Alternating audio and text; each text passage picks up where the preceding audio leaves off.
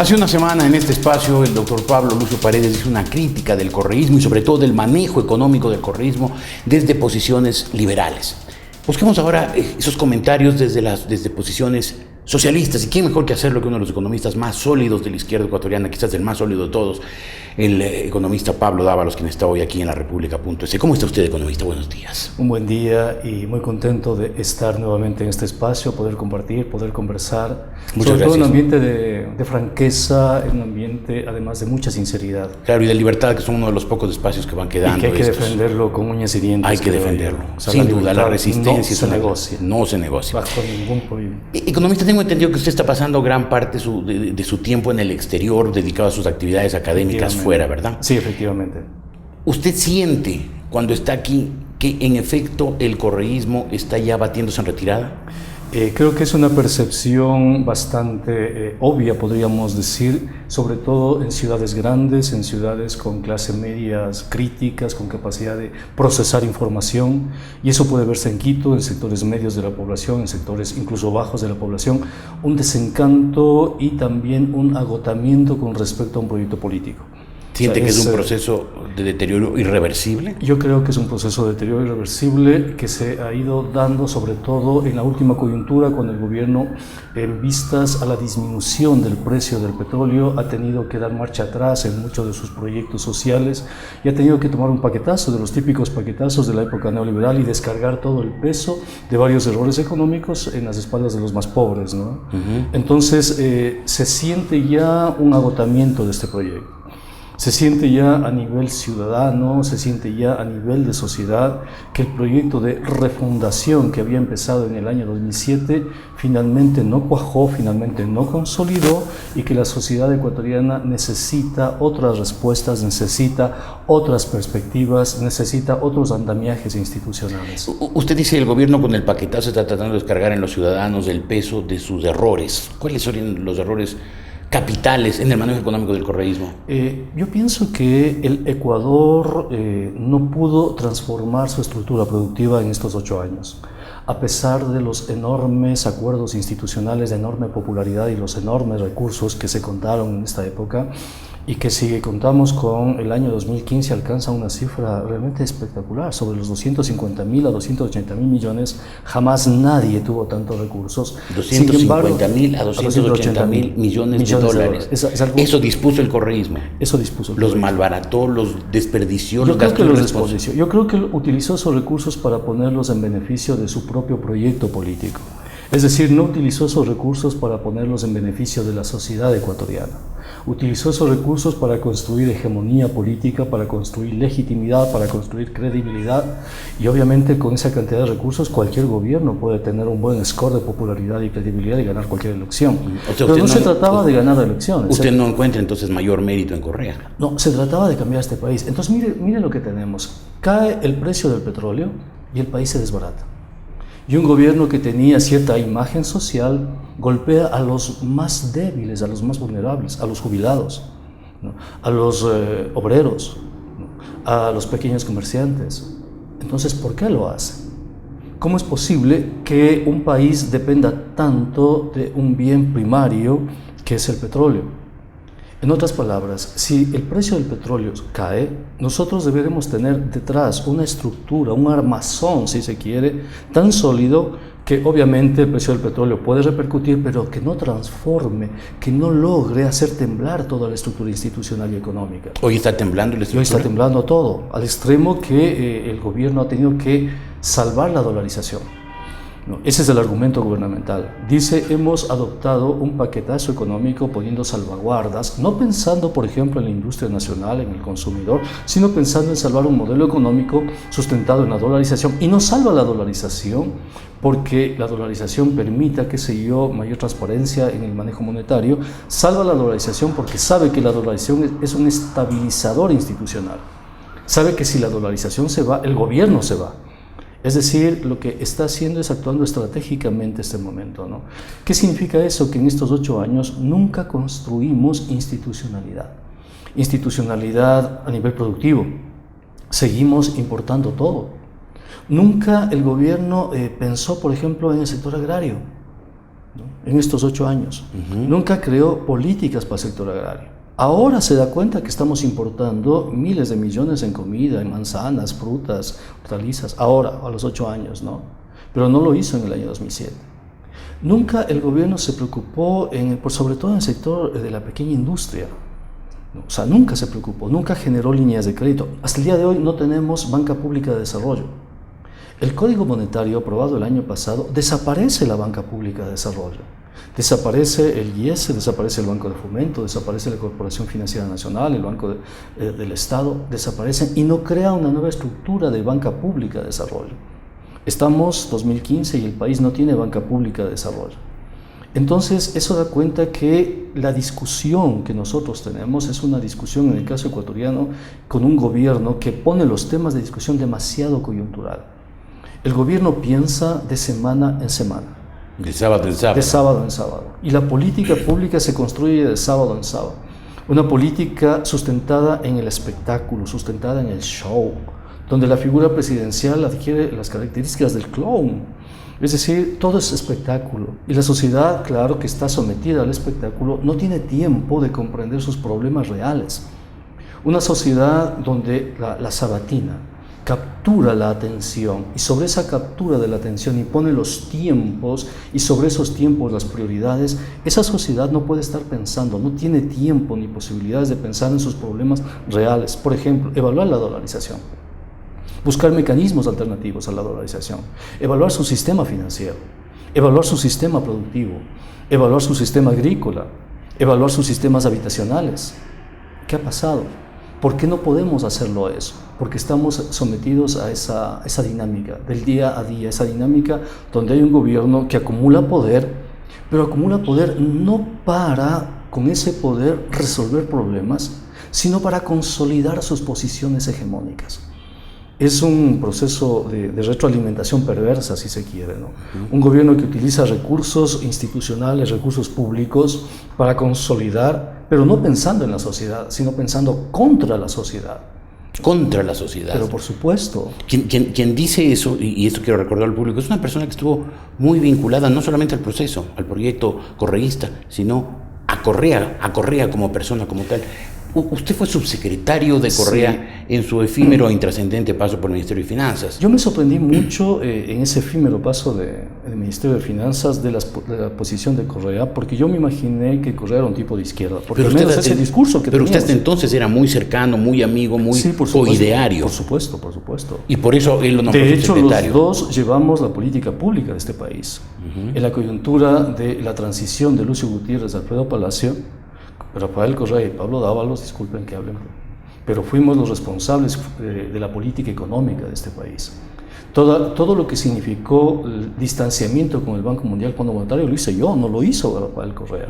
Pero con la anuencia de él. No, contra Rafael Correa. Contra la opinión de él. Cuando Rafael Correa visualiza que esa decisión que yo había tomado de romper con el Fondo Monetario Internacional tiene un enorme aval ciudadano, ahí Rafael Correa simplemente adopta esa posición y asume ese discurso.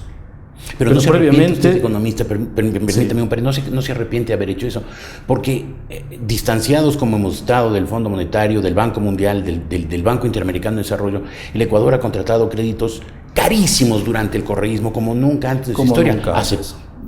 Entonces, ¿fue un error distanciarse de los organismos multilaterales? El problema del Fondo Monetario no es la tasa de interés ni el crédito. El problema del Fondo Monetario se llama condicionalidad.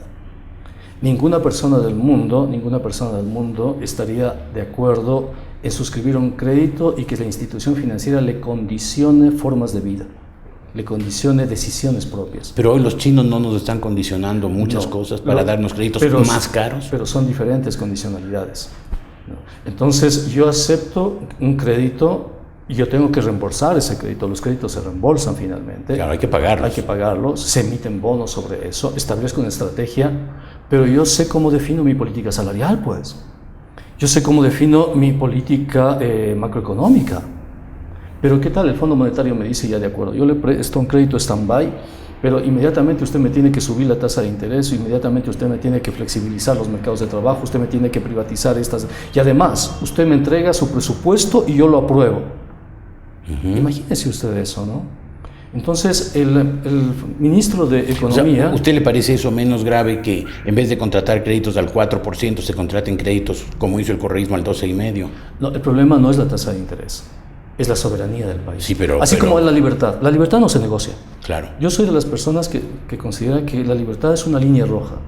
Las sociedades deben defender la libertad con uñas y dientes. Y eso lo dice un socialista. No, pero yo estoy Porque pensando, la no historia, estoy pensando de la libertad de mercado, estoy pensando de la libertad humana. Claro, pero la historia de 100 años de socialismo no ha sido precisamente de defensa. No hablo en la teoría, hablo en la práctica. Desde la Revolución Soviética del año 17 hasta la Revolución cubana, que todavía sobrevive, no ha sido precisamente una doctrina que haya defendido las libertades ciudadanas. Sí, al contrario, las ha perseguido y acallado. Sí, las libertades, creo yo, hay que defender la libertad.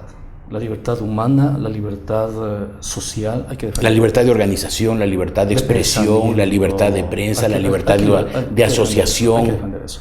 Todo eso es libertad. O sea, usted no es de los izquierdistas que llaman libertades burguesas. No, la burguesía es otra cosa. La burguesía es una condición sustentada sobre todo en la producción, en la explotación de los obreros, etcétera. Podemos algún rato hablar de eso, ¿no? Pero yo le decía hace un momento líneas rojas que uno no tiene que dejar pasar. Una es la libertad y la otra, creo yo, es la soberanía. O sea, es defender la soberanía de un Estado, sobre todo cuando se es estadista o se está en posiciones de defender al país o de tener autoridad sobre ciertos ámbitos, en este caso la económica. Claro. O sea, la soberanía no se negocia. Claro. Si usted negocia la soberanía, creo yo, eso no tiene precio. Ok. Entonces, volvamos entonces donde estábamos para ir en orden.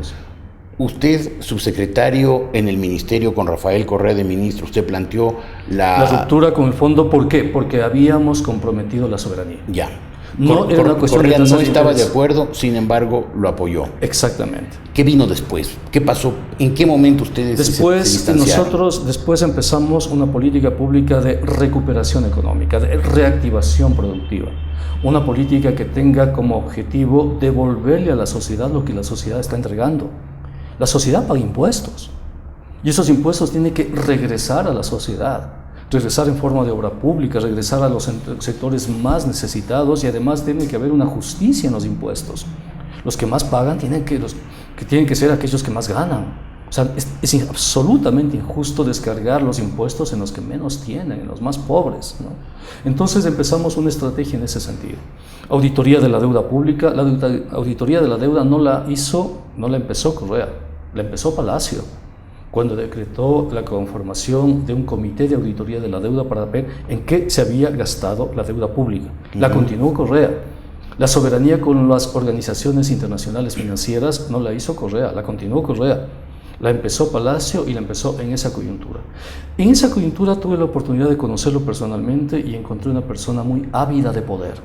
O sea, sin ningún escrúpulo, ¿no? Correa. Sin escrúpulos, ávido de poder. Absolutamente ávido. Cuando finalmente Palacio nos saca del ministerio a los dos, ¿no? Por diferentes circunstancias, hablo con varias personas en la izquierda, sobre todo con Alberto Acosta, y le advierto a Alberto Acosta, le digo a Alberto Acosta, cuidado con Rafael Correa. Es una persona con mucho deseo, con mucha ambición, sin escrúpulo alguno, y tiene una especie de enfermedad de poder. Trata de crear los contrapesos. Entonces usted ya se había separado en lo personal. Estoy hablando del año 2006. 2006, claro. Gracias a mi acercamiento al movimiento social, sobre todo al movimiento indígena, el movimiento indígena me pregunta, Pablo Dávalos me dice, ¿qué opinas de Rafael Correa? Y les digo, pienso yo que Rafael Correa es una persona que tiene mucha perspectiva política, pero que lamentablemente tiene una ambición de poder desmesurada y le puede hacer mucho más daño que bien al país. Pero esto que le estoy diciendo yo lo escribí y lo publiqué. O sea, publiqué varias cartas públicas a Correa, publiqué varias cartas a la izquierda advirtiendo lo que se venía. Teníamos en ese entonces un periódico que se llamaba Tintajín. Lo recuerdo, claro. El editor y director de ese periódico era Quinto Lucas. Quinto Lucas, uruguayo, que después se regresó al Uruguay y se fue a... Exactamente. En ese periódico publiqué varios documentos, publiqué varias cartas donde advertía el peligro que podía significar al país la elección de Rafael Correa.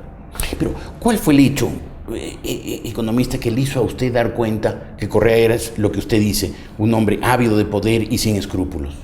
En el Ministerio de Economía hubieron varias decisiones, hubieron varias sesiones de trabajo, hubieron varios varias señales que daban cuenta de ese absoluto pragmatismo, de ese absoluto deseo desmesurado de tener más y más poder y más poder. O sea, usted vio un ministro codicioso. Sí, yo fui con una visión ideológica, o sea, yo pertenezco a una visión de izquierda, una visión más moderna, si se quiere, izquierda, más humanista, o sea, sin todas esas trabas que tenía la izquierda, y que quería, con respecto a mi país, otras posiciones en política económica y todo lo demás. Es decir, mi posición era ideológica.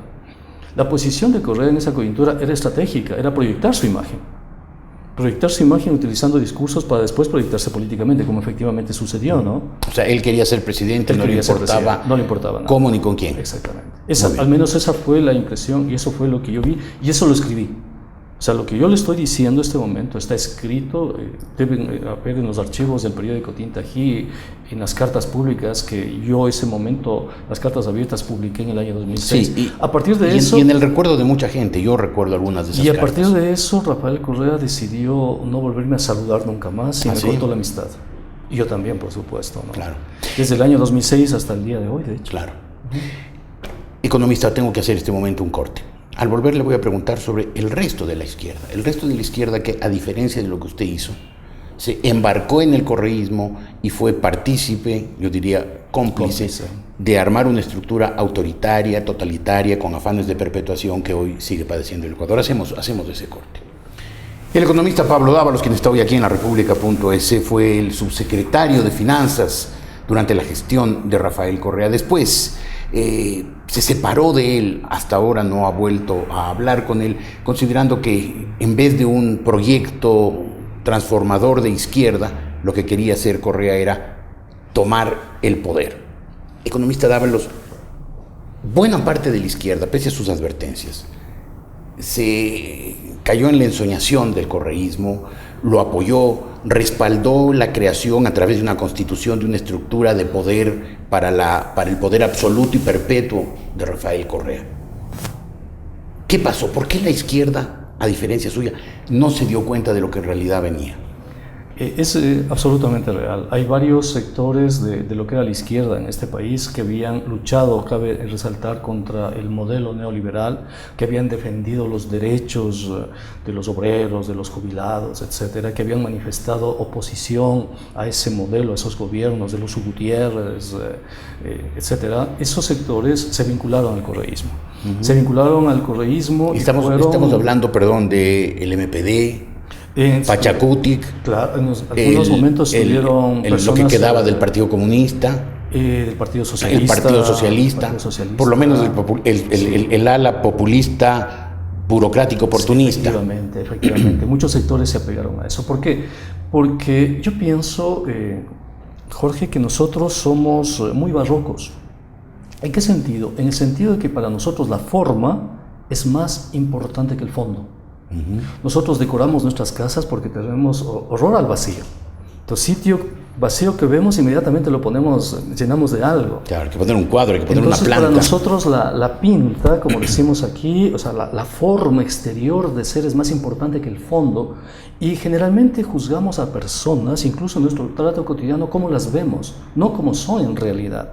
Frente al discurso político tenemos lo mismo. Tenemos un discurso fuerte además, porque en los primeros años el discurso de soberanía, el discurso de reparación, si se quiere, era muy fuerte. Ese discurso conquistó a la sociedad ecuatoriana. La sociedad ecuatoriana tuvo una catarsis con ese discurso. Y nuestra izquierda, sobre todo esos sectores, fueron muy proclives a calificar la realidad por la forma, por esa estructura barroca de pensamiento, de pensar que lo más importante es la imagen, es el discurso. Por ejemplo, lo que pasó en Montecristi, vimos la forma del derecho y no vimos el fondo del poder, ¿no? A pesar de todas las advertencias que se dijeron. O sea, yo estuve en contra de eso y advertí, ¿no? Y a mí me pasó una cosa muy interesante, le comento aquí. Sí. Cuando el movimiento Pachacuti me nombra asesor para entrar a la Asamblea Constituyente en Montecristi, voy como asesor justamente a pelear eso, a pelear la posibilidad de cambiar las estructuras de poder. Porque el problema no son los derechos, es el poder. Ahí había que ser. Y ahora lo estamos viendo. Llego a la Asamblea Constituyente de Montecristi y Alberto Acosta, en ese entonces presidente de la Asamblea, llama a una reunión y responsable de Pachacuti y le dice: Pablo Dávalos no puede estar aquí.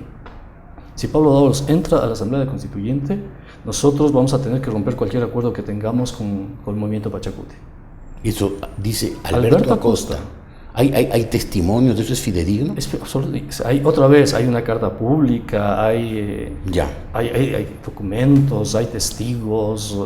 ¿Por qué? Porque no es una cuestión personal, son cuestiones políticas. Porque la posición de Alberto Acosta en la Asamblea era cerrar los espacios para poder construir un modelo político. Y todo modelo político apunta a la dominación, absolutamente todo. Por eso yo creo que en una democracia tiene que funcionar el poder, pero también el contrapoder. Tiene que haber ahí una dialéctica, si se quiere, hay que limitar al poder. Pero eso suena liberal, no suena socialista. No, eso es socialista más bien. No, pero algún rato conversamos de teoría. Son los principios básicos del liberalismo desde quien usted quiera, desde John Locke hasta actualmente, hasta John Rawls. El problema no es tanto la forma, sino el marco teórico epistemológico, si se quiere. Porque si usted va a las raíces del socialismo y el liberalismo, ambos emergen contra todo un proyecto, pues. ¿No? El primer liberalismo era un liberalismo contra la estructura feudal y aristocrática, pues. Era revolucionario. Recuerden, los liberales hicieron una revolución, la Revolución Francesa. La americana, la inglesa, la de 1688. Y el socialismo emerge también como una necesidad en ese entonces de romper el dominio de la burguesía. Pero eso es otra historia, ¿no? Sí. Esa es otra historia. En todo caso, lo que estamos viendo en este momento es cómo se va conformando un modelo de dominación. En ese modelo de dominación toda la izquierda es captada, si se quiere, casi toda la izquierda. Pero y entonces Alberto Acosta participaba en ese proceso de control del poder, de dominación, de crear una estructura autoritaria que no deje resquicios. Pero por supuesto. Él hoy se lava las manos y dice que la Constitución es buena, que lo que falló fue el ejecutor de la Constitución. En ese sentido, Alberto Acosta tiene que explicarle al país: la Constitución no es buena. ¿Por qué no es buena? No se trata de la parte dogmática de la Constitución, ¿no? Se trata del poder, ¿no? Se trata de cómo esa Constitución establece una estructura de poder. Es decir, lo que el Ecuador vivió a partir del año 2008, la forma por la cual se fue consolidando ese poder, ¿no? Está en la Constitución. Cómo el correísmo, cómo Alianza País fue infectando con su ADN estructuras, ¿no?, sociales, institucionales, y las fue adscribiendo a esa estructura de poder, se pudo dar gracias a la Constitución de Montecristi. Si no hubiese habido esa Constitución de Montecristi para Correa, para Alianza País, habría sido muy difícil trasladar su ADN, si se quiere, a ese marco institucional. Entonces, no son los derechos el problema. Claro. El problema es la parte orgánica, la parte del poder. Por lo que luego economista, parecería que la Constitución de Montecristi es al correísmo lo que fueron la Carta Negra y la Carta de Esclavitud al garcianismo y al florianismo. Pero nosotros no nos dimos cuenta como sociedad, salvo varios sectores, en izquierda poquísimos sectores, de lo que se venía. El país no se dio cuenta. No nos dimos cuenta. Y yo clamaba en el desierto, así sentía que lo hacía cuando advertía contra el correísmo. ¿No? Incluso en el periodismo, los cantos de sirena impactaron profundamente. Y muchos de los periodistas que hoy se declaran perseguidos y que han sufrido retaliaciones, eran parte del coro del correísmo en los primeros años. Porque nos dejamos sorprender por el discurso de los derechos.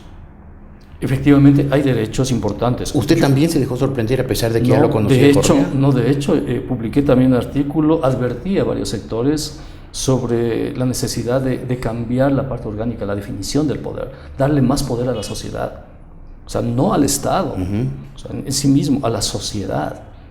Lamentablemente, igual, fue clamar en el desierto, con una diferencia de que todos aquellos que se oponían a la Constitución eran considerados como reaccionarios, retrógradas, conservadores, etc. Traidores a la patria. Traidores a la patria, porque el peso ideológico, además... Tipejos de ignorantes vinculados a los intereses más corruptos. Muy fuerte, ¿no? Fue muy fuerte durante toda esa coyuntura.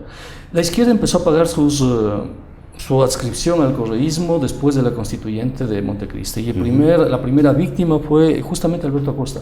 Claro. Fue la primera víctima. Vuelvo atrás un segundo. ¿Qué pasó cuando Acosta dijo que usted no podía entrar a las reuniones de la Asamblea?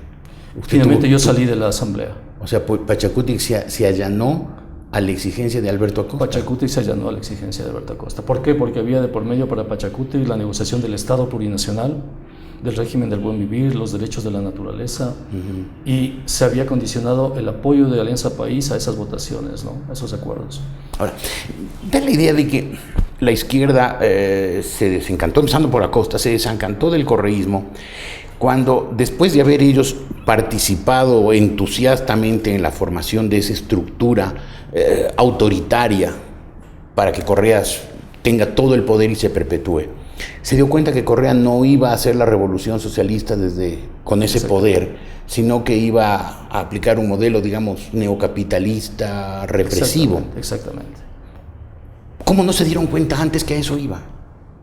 Usted sí se dio cuenta, pero toda la gente con la que usted ha convivido políticamente. Porque, en cambio, mi relación con el movimiento social, sobre todo con organizaciones sociales como los campesinos, indígenas, jubilados, obreros, la forma de visualizar el proyecto del correísmo es diferente. A diferencia de la izquierda más tradicional, de partido político y demás, ¿no? Pienso en mis discusiones con Luis Macas, por ejemplo, y Luis Macas era mucho más radical que yo en ese entonces. Luis Macas ya en 2006, 2007, 2008, 2009 me dijo, cuidado con Rafael Correa. O sea, es un peligro Rafael Correa. Igual lo dijo Blanca Chancoso, por ejemplo, recuerdo pero Luis Macas había sido ministro de Lucio Gutiérrez. De Lucio Gutiérrez, sí. Fue ministro. Entonces, por acuerdos. Tienden una propensión a la ingenuidad bastante sorprendente. Con acuerdos, porque mucha gente de Lucio Gutiérrez después se convirtieron en puntales de Alianza País.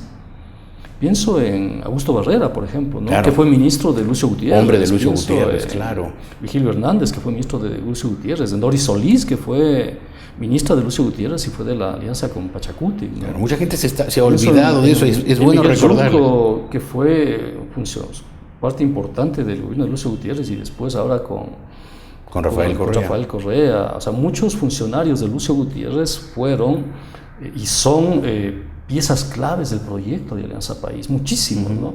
Pero así como funcionarios de Maguad. ¿Porque se dejaron engañar o por puro oportunismo? Hay que estar cerca del poder para ver qué se saca. En ese sentido, Jorge, es real. Hay una libido del poder. ¿Ah, sí? Hay una seducción del poder.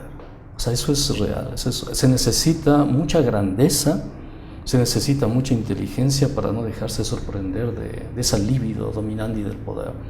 Pero que es una necesidad del poder que va más allá de la razón. Les digo porque como yo he estado toda mi vida lejos del poder, no sé de lo que me está hablando usted. Porque hay una seducción del poder. Hay una simbología, un simbolismo, hay un universo muy fuerte de símbolos alrededor del poder. Pero, o sea, que quienes prueban el poder después ya no lo pueden dejar. Por eso ese dicho, ¿no?, de Lord Acton que decía, el poder corrompe y el poder absoluto corrompe absolutamente, ¿no? Y es porque el poder de una u otra manera representa una condensación social, si se quiere. La gente frente al poder tiene otra forma de proceder, Entonces, en el caso de la izquierda se dejó sorprender por el barroquismo, creo yo, de las formas simbólicas del poder. Pensó que capturando ese poder, al menos en una estructura liberal, podía realizar las reformas que había soñado y se dio cuenta que no era así. Se dio cuenta que los problemas son mucho más complejos, ¿no? Se dio cuenta que a la larga el poder es mucho más complejo también, pues. Es una estructura, si se quiere, muy diversa, con varias aristas, ¿no? Pero ya cuando se dieron cuenta fue demasiado tarde.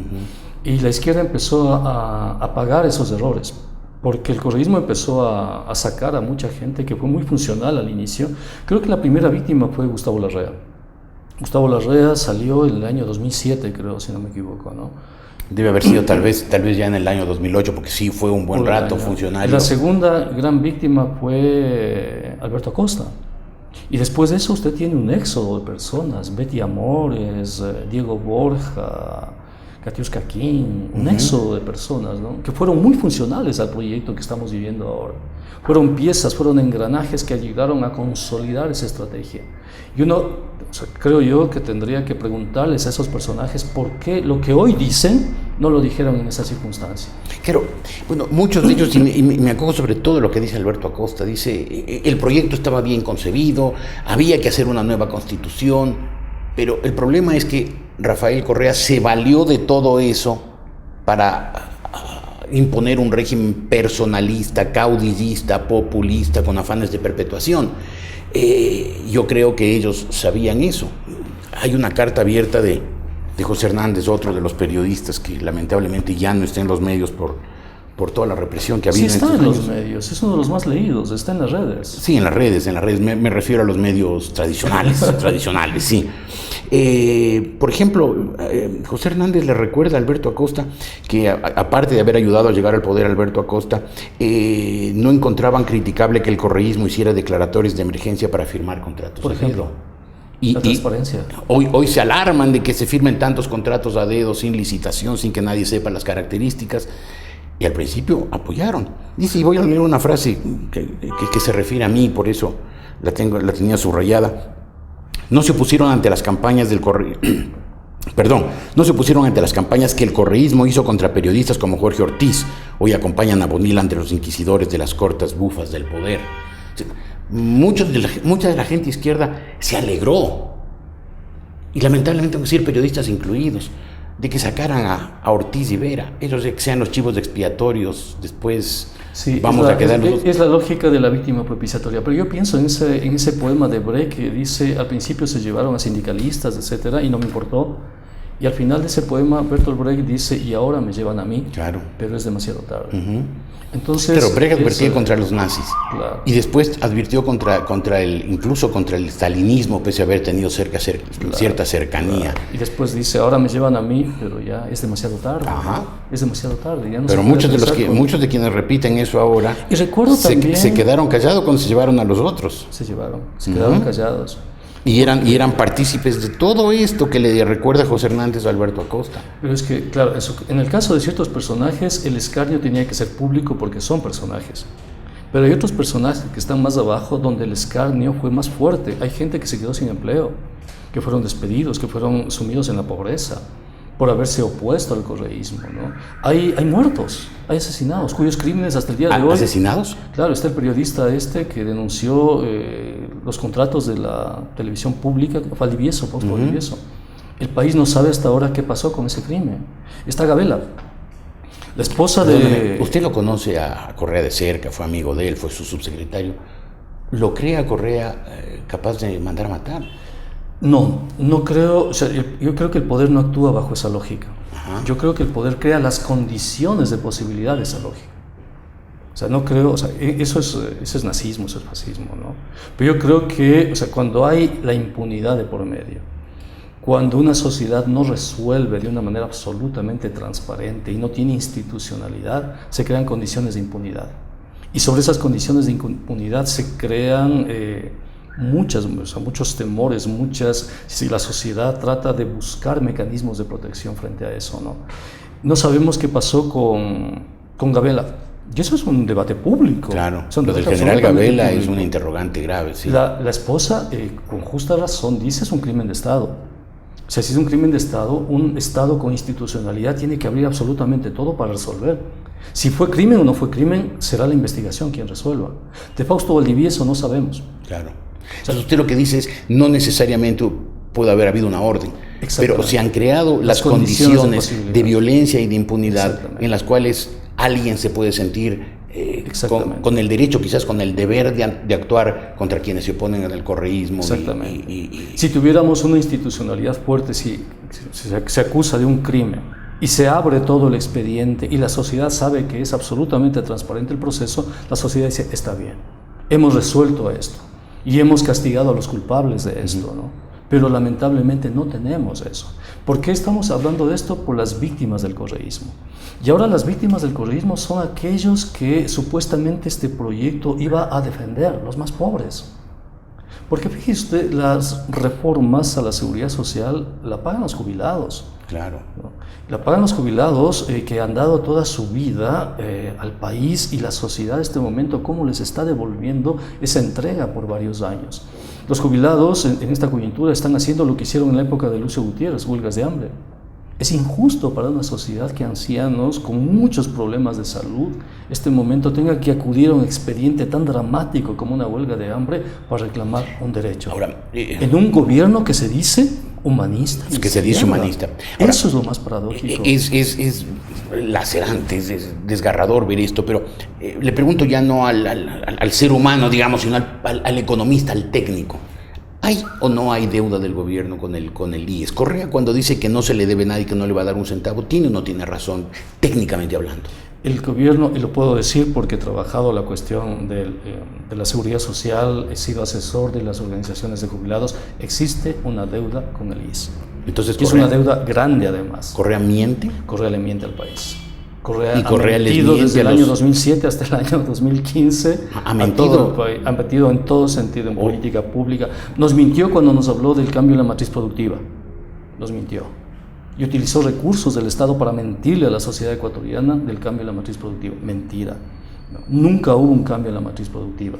Nos está mintiendo con la seguridad social. O sea, le miente al país, le miente a la sociedad. Es una persona que no tiene escrúpulo alguno en falsear la verdad. Y la mentira se ha convertido en este momento en discurso de poder, ¿no? Y es terrible porque imagínense el ejemplo para un niño en la escuela, un joven en el colegio o un universitario, saber que hay un gobierno que ha hecho de la mentira la condición de posibilidad del discurso político. Es terrible, ¿no? Es terrible. El mismo Rafael Correa reconoció la deuda del IES. Claro, lo hizo. Lo hizo. Hasta el año pasado, el mismo ministro, el mismo que siguió cumpliendo funciones de ministro, reconoció la deuda del IES. Lo que había que discutir no es la deuda del IES, es el monto de la deuda del IES y las formas de pago. Sin embargo, ahora, de una manera absolutamente prepotente, autoritaria, toman una decisión que va a castigar a los más débiles, a los más vulnerables. Eso realmente es doloroso para la sociedad ecuatoriana. Economista Dávalos, tengo que hacer un segundo y último corte. Al volver quiero preguntarle si el correísmo ha permitido, por lo menos, que surja una nueva izquierda, una izquierda democrática, una izquierda que cree en los derechos, garantías y libertades. ¿Y qué papel puede tener esa nueva izquierda si es que la hay en el poscorreísmo que parece avecinarse? Hacemos ese corte. Pablo Dávalos, economista bien formado, hombre de izquierda, vinculado desde hace muchos años a las organizaciones de izquierda y a las posiciones de izquierda. Fue uno de los hombres más cercanos a Rafael Correa, fue su subsecretario cuando Rafael Correa fue ministro de Finanzas. Hoy es un crítico duro, implacable, constante y tengo que decirlo, valiente del correísmo. Economista Dávalos, hay una nueva izquierda, o sea, va a salir del correísmo una izquierda que reconozca el valor, la importancia de los derechos, las garantías y las libertades que antes hablaban de conquistas burguesas. Está emergiendo una nueva. Está emergiendo. Esa es una buena noticia para el Ecuador. Está emergiendo porque hay sectores que han aprendido de sus errores. He visto las declaraciones por ejemplo, de la gente de Ruptura a los 25. Han hecho mea culpa y están aprendiendo. Es decir, hay sectores que pueden aprovechar la coyuntura para revisar posiciones y aprender lo que está pasando. Y cambiar los discursos, porque los discursos tienen que cambiar. A mí me es incómodo compartir el mismo espacio político de izquierda con Alexis Mera, por ejemplo. Porque Alexis Mera también se declara de izquierda. Pero él fue social cristiano, ahora es hombre importante del gobierno correísta, pero fue social cristiano. Hay que depurar esa cuestión. Y creo que en ser de izquierda implica tener una adscripción por la justicia, por la libertad, por la equidad social, o sea, defender la sociedad. Eso para mí significa la izquierda. Creo que tenemos problemas fuertes, Jorge, tenemos problemas muy fuertes como humanidad y necesitamos nuevas respuestas. Tenemos un modelo económico que está provocando muchos daños a nivel planetario. Tenemos el fenómeno del calentamiento global que está poniendo en riesgo la vida humana. Sí. Todo el mundo habla ahora del antropoceno, es decir, la nueva época donde las actividades humanas influyen globalmente sobre las condiciones físicas de vida. Y eso se debe a un modelo de crecimiento, pues. Resulta que la izquierda apostaba por el crecimiento. Y la derecha también. ¿no? El estalinismo, si usted recuerda, ¿no? Las fábricas, se llamaba Stajanov en esa época, el obrero vinculado a la fábrica y que trabajaba 10, 12 horas por el partido. Los planes quinquenales. Los planes quinquenales. Ahora claro, empezados por Lenin, incluso antes de Stalin. Tenemos que revisar esas ideas del daño que le estamos haciendo a la vida humana, con esas ideas de crecimiento, de productivismo, con esa destrucción que estamos haciendo en la naturaleza. ¿Es justa esa destrucción? ¿Qué estamos provocando con eso, no? Entonces creo que tenemos... ¿Pero qué está planteando usted? ¿Que los rojos se conviertan en verdes? No, yo estoy planteando un arco iris más bien. Ajá. Estoy planteando un arco iris. Creo que necesitamos cambiar los discursos. Creo que necesitamos devolverle a la sociedad la soberanía sobre varias cosas, desde la soberanía monetaria hasta la alimentaria, etcétera, ¿no? Tenemos que defendernos como sociedad, defendernos del poder. Yeah. Y esa no es una posición liberal, porque la posición liberal busca defenderse del poder desde el mismo poder.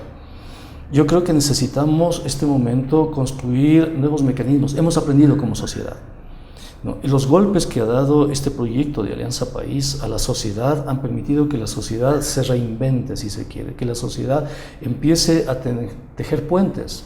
El hecho de que usted y yo estemos conversando aquí desde posiciones políticas opuestas, que hayamos convergido hacia algo, significa que como sociedad estamos aprendiendo un valor que nunca debemos dejar que se nos pierda, que se llama el diálogo. Todo, absolutamente todo se puede resolver con diálogo. Pero diálogo no es conversación. Diálogo significa que mis posiciones, mis creencias, mis verdades se relativizan frente a las verdades del otro. Es decir, yo no puedo imponer en un diálogo mi verdad al otro pensando que mi verdad es superior porque me pertenece a mí, y el otro tampoco puede hacer eso. Uh-huh. Cuando los dos relativizamos el alcance de nuestra verdad y podemos dialogar, eso va a significar la construcción de un nuevo discurso. Un discurso que va a permitir resolver problemas, porque tenemos problemas fuertes, problemas de empleo, problemas de degradación ambiental, problemas de conflictividad social, problemas de violencia de género. Tenemos problemas muy fuertes, muy importantes. ¿Y usted ese diálogo lo ve posible e incluso probable? Pero para recuperar el diálogo, el país tiene que salir de Alianza País y del correísmo. O sea, tenemos que virar la página del correísmo. ¿Y cómo salimos del correísmo? Con diálogo.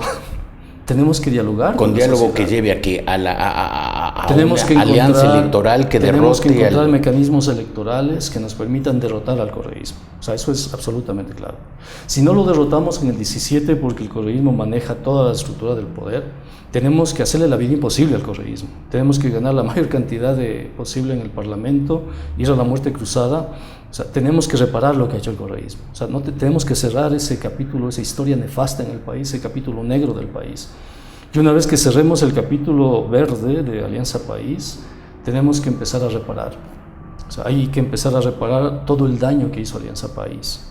Va a ser una labor ingente y de muchos años. Pero ya habremos aprendido algo, pues. Claro, hay que empezar pronto, además. El riesgo que significan los profetas.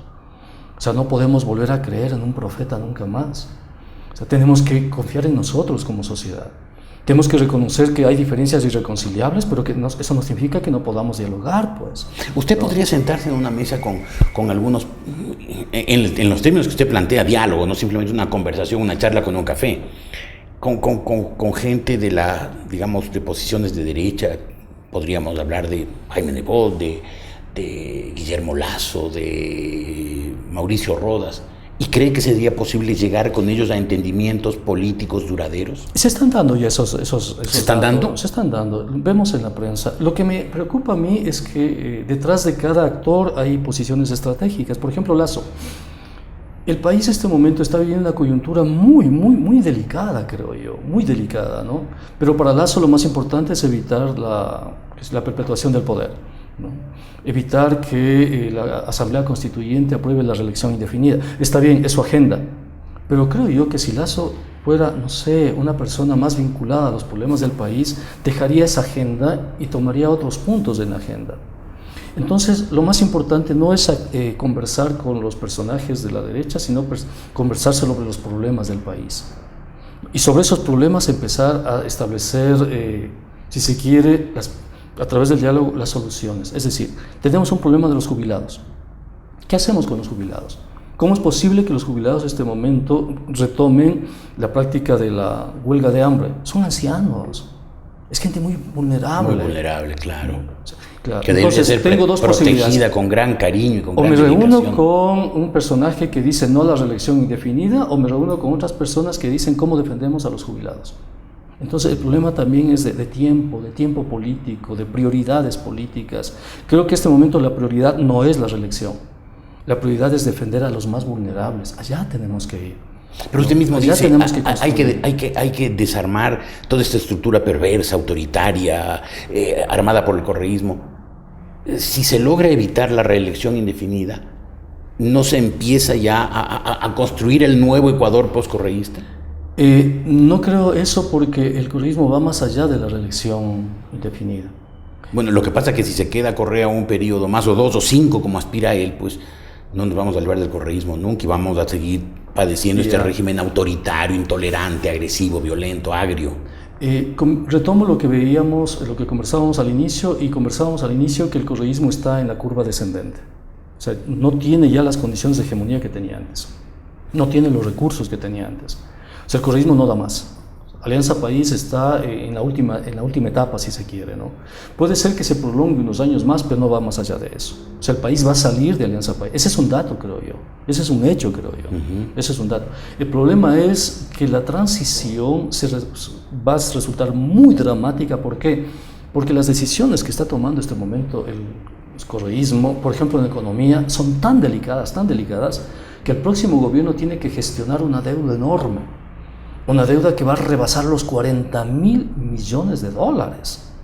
El próximo gobierno va a tener que asumir políticas de ajuste, con el costo que significan esas políticas de ajuste. El próximo gobierno tiene que resolver la transición monetaria de la dolarización. Esa es la herencia que nos deja Correa.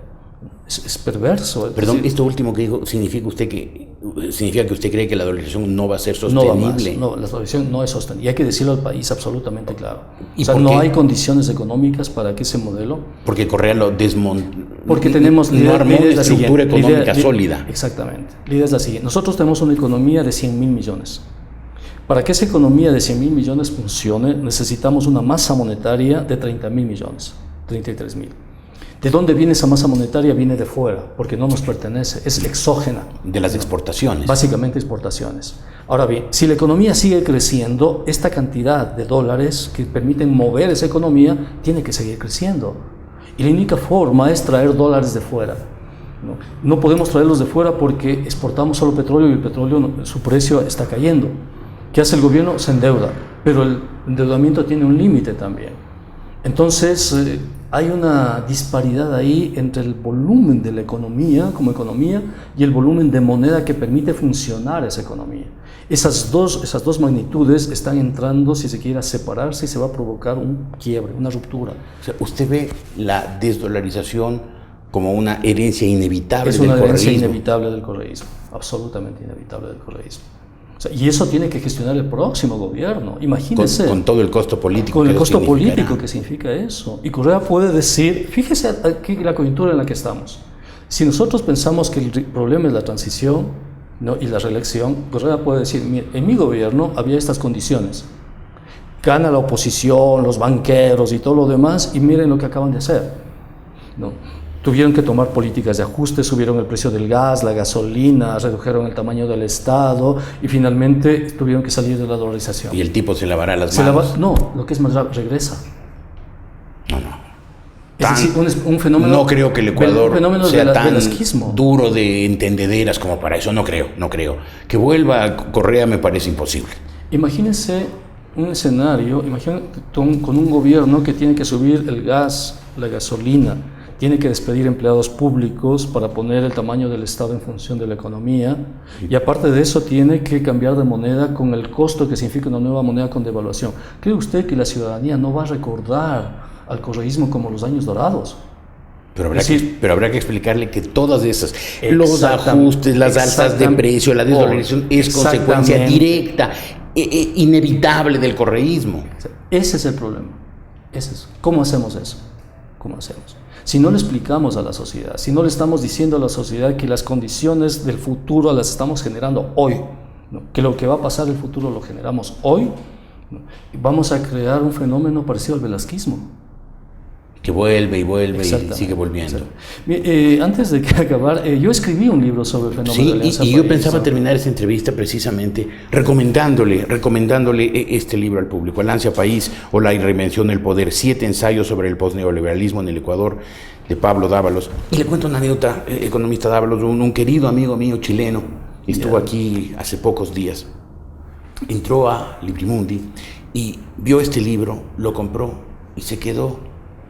Casi no hubo otro tema de conversación durante una semana entera ¿verdad? que el libro que mi amigo Pedro Nadaris compró en una librería y que le encantó, le pareció un diagnóstico absolutamente exacto, riguroso, duro, descarnado de lo que ocurrió en el país estos años, estos 8 años y más que tenemos de correísmo. Alianza País o la reinvención del poder, 7 ensayos sobre el posliberalismo en el Ecuador, Pablo Dávalos, de Ediciones Desde Abajo. Sí, mire, le comento algo. Yo quise publicar este libro con algunas editoriales aquí y ninguna aceptó. Ninguna. Lo publiqué en Colombia. Deben haber tenido miedo a las retaliaciones del gobierno. Esa es la peor de las herencias, el miedo. Lo estamos superando.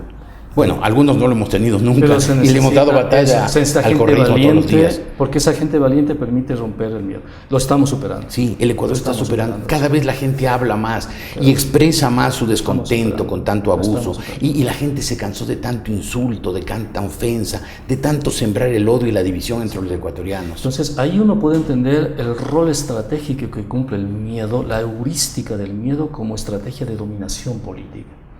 Ahí uno puede entender por qué se apuntó a una determinada persona, porque apuntando a esa determinada persona, rompiéndole a esa persona, fracturándole en su integridad humana, se generaba un efecto simbólico para que los demás vean y regresen y digan, si a él le hizo eso, a mí, que estoy cerca o que pertenezco a ese ámbito, me pueden hacer lo mismo, claro. Por lo tanto me callo, no digo nada.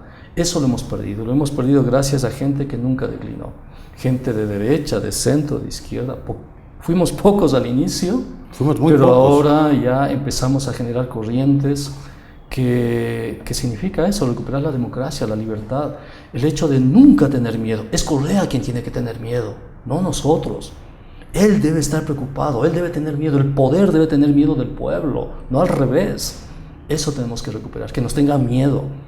¿Usted cree que ya está con miedo Correa? Por supuesto. Vea usted las contramarchas que ha organizado en las últimas semanas, meses. Está con miedo. Es decir, está cambiando la geometría de esa dominación. Ya no le tenemos miedo. Ya no le tenemos miedo. Ya no somos 3 o 4 personas que decimos las cosas como pensamos. Puede ser que nos equivoquemos. Entonces, puede ser que exageremos. Puede ser que llevemos al extremo, pero tenemos el derecho de decirlo. Y no tenemos que tener miedo por decirlo. O sea, no tenemos que tener miedo. Si exageramos y demás, puede decir que algún rato, mira, tienes que ser más mesurado y las cosas no son así. Pero es el diálogo, pues. Pero no tener miedo. Termino con una pregunta, economista Dávalos. En todos estos años en que el Ecuador ha tenido un gobierno que se declara de izquierda y que tiene principios de izquierda y que está rodeado de gente de izquierda, de gente que incluso ha tenido larga trayectoria en movimientos sociales, ¿usted no puso en duda algún momento sus creencias y dijo, ¿no estaré yo equivocado? ¿No será otra la línea correcta? No, Jorge, jamás, porque una cosa es la izquierda institucional y otra cosa son las organizaciones sociales. Cuando yo voy y me invitan a dar una charla en una comunidad, por ejemplo, INTAG, y veo que la gente quiere defender el medio ambiente, quiere defenderse de la minería, ahí me digo, no estoy equivocado, ¿no? Le cuento una anécdota. Eso me pasó en el Azuay, cuando fui, en los primeros años del correísmo. Fui a dar una charla y fui con mi hija, y mi hija jugó con uno de los niños ahí. Mi hija en ese entonces tenía unos 8 o 9 años, y después mi hija me cuenta que el niño estaba muy contento porque ya se acercaba un día, y ese día era el día en que podía visitar a su padre que estaba preso. Y el padre estaba preso porque había salido a manifestarse en contra de un proyecto minero en el Azuay, y lo habían acusado de terrorismo. Estoy hablando del año 2007, 2008. Ahí me dije, no estoy equivocado. Si hay un niño que tiene a su padre preso por haber defendido su territorio, no estoy equivocado. Me pasó lo mismo en el año 2007, cuando estuve en Dayuma, ¿no? Yo escribí un texto sobre Dayuma Y hablé con la gente de Ayuma y la gente de Ayuma me explicaba cómo entró el ejército, rompiendo las puertas de las habitaciones humildes de la gente, disparando gases lacrimógenos adentro de las casas donde había niños de pecho, ¿no? Yo escribí un texto y me pasó una anécdota muy linda, y es que ese texto que circuló en las redes sociales, que tuvo una enorme repercusión a nivel internacional, se llama De Ayuma en el corazón. Ese texto lo encontré impreso y pegado en la puerta, en el panel de la escuela de Ayuma, ¿no? Qué lindo. En el año 2007. Ahí me dije, no estoy equivocado, o sea, tengo que seguir adelante por esta gente, ¿no? Y tiene que seguir adelante por todos los ecuatorianos que ya necesitamos, pues, recuperar algunos de esos valores, sí, de convivencia armónica, sin odio, con diálogo, que se han perdido tanto en estos años. Economista Dávalos, muchas gracias, mucho gusto de verlo como siempre. Muchas gracias. Pablo Dávalos, quiero una vez más recomendarles el libro de La Alianza País o La Reinvención del Poder, una descripción cruda, además muy técnica, con muchos datos, con mucha cifra, con mucha precisión sobre el correísmo. Nos acabo de contar, ha tenido que ir a publicarlo en Colombia. Aquí no es fácil lograr contra el correísmo, porque las venganzas suelen ser despiadadas, pero la resistencia es la clave, y cada día hay más gente que resiste, y pronto esto terminará.